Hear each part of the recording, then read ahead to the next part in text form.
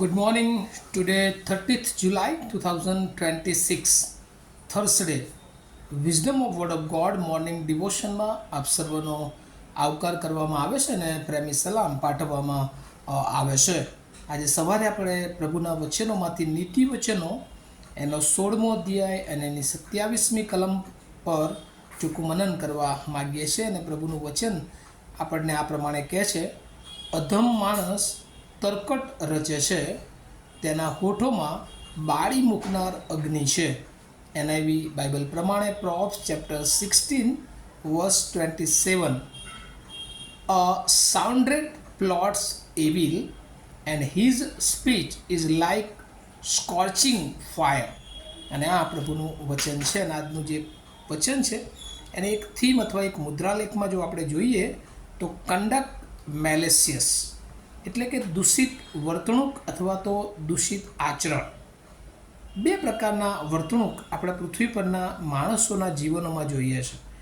એક કે જે દુનિયાવી લોકો છે, જેઓને ઈશ્વર પર વિશ્વાસ નથી, એ પોતાના પ્લાનિંગ પ્રમાણે અને એમાં ખાસ કરીને ગમે તે ભોગે એ પૃથ્વી પર એ પોતાનું જીવન કેવી રીતે એ સુરક્ષિત, કેવી રીતે તેઓ આગળ વધારી શકે અને એ દિશામાં તેઓ આગળ વધતા હોય છે. અને એટલે અત્યારે જે કોમ્પિટિશનનો જે આખો જમાનો છે અને એમાં જે દુનિયાવી માણસ છે એ જાત જાતના તરકટ એ રચે છે અને એ કોઈને કોઈ પ્લાનિંગ કરીને ભલે બીજાને નુકસાન થાય કે બીજાના બિઝનેસને નુકસાન થાય કે બીજાને ગમે તે થાય, પણ મારું એ સારું થવું જોઈએ. અને એ ભાવનાથી આજે આખું વિશ્વ, જે બિઝનેસની વાત આવે કે નોકરીઓની વાત આવે કે પોતાને આગળ લઈ જવાની વાત આવે ને દિશામાં એ માણસો જાણે કે અત્યારે આ વિચાર કરતા જોવા મળે છે. અને એટલે એ બાબતોને બાઇબલ, એ નીતિવચન, જે સોલોમન ફર્સ્ટ કલેક્શન, જે સોલોમનના વિઝડમ, જે નીતિવચનો છે, એમાં બહુ અદ્ભુત શિક્ષણ એ આપણને જોવા મળે છે કે આ બધું જે કરે છે એ કહે છે કે અધમ માણસ એ તરકટ રખે છે. ઘણા બધા લોકો એ ઈશ્વરની ઓળખમાં ના હોય તેમ છતાં પણ પ્રમાણિકપણે જીવન જીવતા જોવા મળે છે. એ લોકો ઘણી બધી વાર નમૂનારૂપ એ એમના જે દરેક નિર્ણયો છે બધાને સાથે લઈને ચાલતા હોય, પણ કેટલાક લોકો કે જેઓ અધમ માણસો છે. હવે અધમ માણસ એટલે શું? તો કહે છે કે સાઉન્ડેડ પ્લોટ્સ. એમના જીવનમાં હંમેશા તેઓ બીજાને કેવી રીતે એ ટાર્ગેટ કરી શકે અથવા તો બીજા માણસને કેવી રીતે એ પોતાથી નીચા દેખાડી શકે. અને એટલે હંમેશા પોતે આગળ વધવાના એ બાબતોમાં એ અધમ માણસ એ તરકટ રચે છે, એ પ્લાન કરે છે, ખોટા પ્લાન કરે છે, લોકોને ગમે તે રીતે નુકસાન કેવી રીતે પહોંચાડવું ને હું એ આગળ જાઉં. ગુજરાતીમાં પેલું છે ને કે કોઈકની લીઠી એ નાની કરીને બીજી આપણી નાની લીટીને એ મોટી દેખાડવાનો પ્રયત્ન. અને એટલે ઘણી બધી વાર અધમ માણસો એ ઈશ્વરની જે દુષ્ટતા છે એનો ઉપયોગ કરીને પણ ઘણી બધી વાર એ દુનિયામાં એ પોતે આગળ વધવાનો પ્રયત્ન કરે છે. પણ બાઇબલ કહે છે કે અધમ માણસ એ તરકટ રચે છે. અને બીજી બાબત ત્યાં લખવામાં આવી છે, તેના હોઠોમાં બાળી મૂકનાર અગ્નિ છે. અને જ્યારે બોલે છે ત્યારે લોકોને જાણે કે એ નુકસાન પહોંચાડનારું હોય છે બીજા વર્ષમાં. And his speech is like scorching fire. આગમાં જે વસ્તુ આવે એ બળી જાય. અત્યારે ફ્રાન્સ અને યુરોપના કેટલા બધા દેશોમાં જે જંગલોમાં જે આગ ફાટી નીકળી છે અને હવે ઘરની નજીક પણ એ લોકો આવી રહ્યા છે, આપણે સમાચારોમાં જોઈ રહ્યા છે. અને એ આગનું કામ હંમેશા એ છે કે લોકોને એ દજાડવા, લોકોને બાળી નાખવા. જ્ઞાની માણસ તરીકે સુલેમાન, જે આ બધા જ જે સોલોમન કલેક્શનના 10મા અધ્યાયથી લઈને 22મી કલમ સુધી જે વચનો છે એમાં જ્ઞાની માણસનું ઘરેણું એ નમ્રતા છે. જ્ઞાની માણસ એટલે કોણ? કે જે દેવની બીકમાં જીવન જીવે છે. એ પોતાના જીવનનું જ વિચારતો નથી, પણ પોતાના જીવન અથવા પોતાની વર્તણૂક દ્વારા શું બીજાને તો નુકસાન નહીં થઈ શકે ને એ બાબત વિશે વિચારે છે. ઘણી બધી વાર એ જ્ઞાની માણસો એ સહનશીલ હોય છે. અને આ બધી બાબતોને જ્યારે લઈને એ જ્ઞાન ઈશ્વરનું જે મળ્યું છે, નમ્રતા પોતાના જીવનમાં, આધીનતા, અને ત્યારે પ્રભુના બહુ જ મોટો આશીર્વાદો એ એમના જીવનમાં મળે છે એવું આપણને બાઇબલ શીખવે છે. કારણ કે આ પૃથ્વી પરનું ગમે એટલું મેળવો, ગમે એટલું તરકટ કરીને મેળવેલું, પણ બાઇબલ એ સુલેમાનની જે વિચારો છે, જે વાતો છે, જે વચનો છે એ પ્રમાણે કે વ્યર્થતાની વ્યર્થ કરતાં સઘળું વ્યર્થ છે.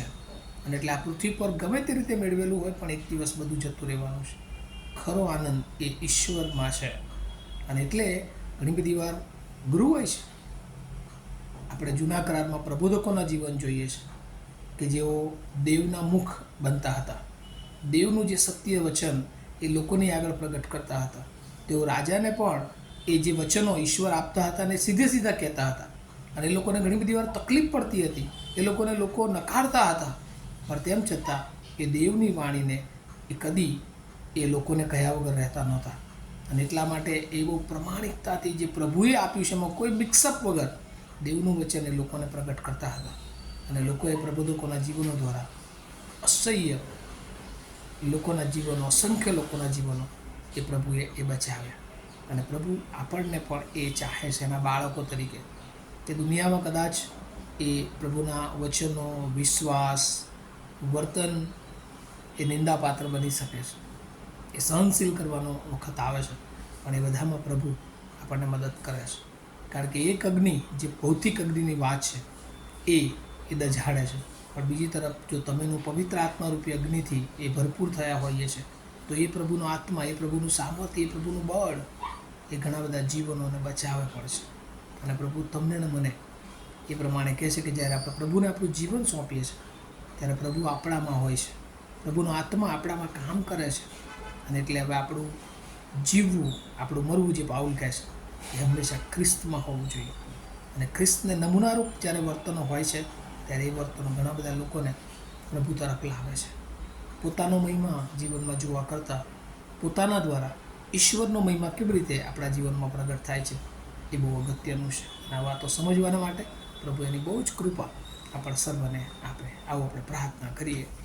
અમારા જીવતા અને પ્રેમાળ ઈશ્વર, આજે સવારે ફરી એકવાર તમને શીખવ્યું છે કે જે અધમ બાબતો છે એ હંમેશા નુકસાન પહોંચાડે છે. અને પ્રભુ, અમે ઘણી બધી વાર એ આ દુનિયાના રંગમાં રંગાઈ જઈએ છીએ અને અમારે જે ન કરવાના કામો એ કરી બેસીએ છીએ. અને ત્યારે પ્રભુ અમારા જીવનો એ શેતાનના કંટ્રોલમાં આવી જાય છે. પણ પ્રભુ, તમે અમને આજે સવારે શીખવ્યું છે કે તમારી કૃપા, તમારું વચન, નમ્રતા, આધીનતા, બીક એ અમારા જીવનને પ્રભુ તમારામાં એ આશીર્વાદિત કરે છે. અને અમારા જીવનો દ્વારા ઘણા બધા લોકોને જીવનોમાં અમે અસર કરી શકીએ છીએ. પ્રભુ, થવા દો કે અહીંયા સાંભળનાર એક એક વ્યક્તિઓ અમારા જીવનો અમે તમારા હાથમાં મૂકીએ છીએ. જેમ પ્રભુ કુંભાર એ માટી લે છે અને એની ઈચ્છા પ્રમાણે એ જે કંઈ બનાવે છે પણ એ બહુ જ મૂલ્યવાન હોય છે. અને એમ પ્રભુ, અમે જાણીએ છીએ કે અમે તમારા હાથમાં પડીએ છીએ ત્યારે તમે અમને મૂલ્યવાન બનાવનાર ઈશ્વર છો. અને એ મૂલ્યવાન ઈશ્વર તરીકે પ્રભુ, અમે અમારા જીવનો પ્રભુ અમે તમારા હાથમાં સોંપીને અમારા જીવનને શ્રેષ્ઠ બનાવીએ. અમારી પ્રાર્થના ઈસુ પ્રભુના નામમાં સાંભળો, તેનો સ્વીકાર કરો. Amen. Have a nice day to all of you. Thank you.